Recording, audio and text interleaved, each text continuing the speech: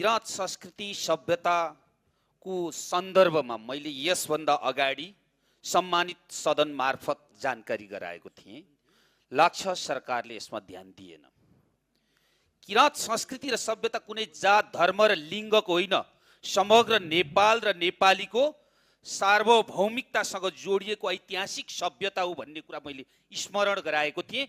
पुनः सरकारको आज ध्यान आकर्षण गराउँछु। किराँत संस्कृतिको सन्दर्भमा पृथ्वीनारायण शाहले नेपालको एकीकरण गर्दा पनि किराँती सभ्यताहरूसँग पृथ्वीनारायण शाहले जितेको नभई सम्झौता भएको हो। त्यसैले आज राज्यले यतातर्फ पुनर्विचार गरोस् म भन्न चाहन्छु। किराँतीहरूको आफ्नो सभ्यतामा आफ्ना मौलिकताहरू छन्, यो राष्ट्रका धन हुन्, त्यसलाई म संरक्षण गर्नुपर्ने तर्फ सरकारको ध्यान आकर्षण गराउँछु। एक, किराँत र लिच्छवीको अन्तिम युद्धमा मृत्यु भएका 800 सेनाहरू जो च्यासल भन्ने ललितपुरको ठाउँ छ, त्यहाँ 800 जनाले मृत्युवरण गरिएका थिए। त्यो ठाउँलाई आज चाहिँ च्यासल किराँत शहीद पार्कको घोषणा गरिनु पर्दछ।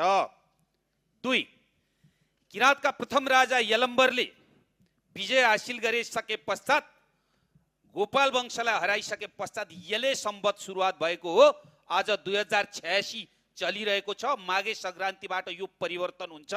यसलाई राष्ट्रिय सम्वत घोषणा गरियोस्।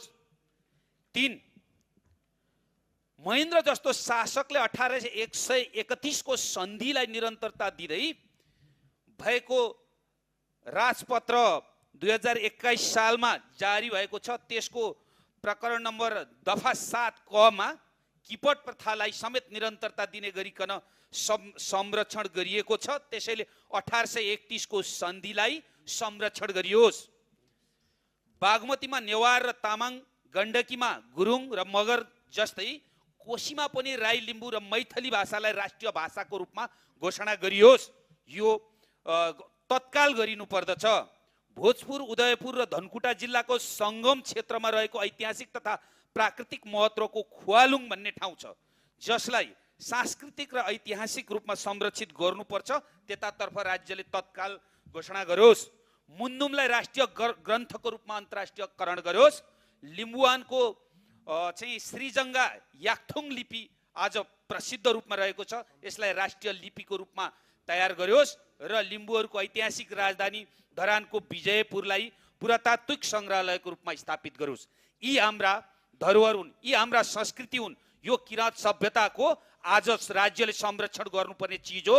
यतातर्फ सरकारले ध्यान दिएन भने किराँतीहरूको मन मुटुमा देशप्रतिको माया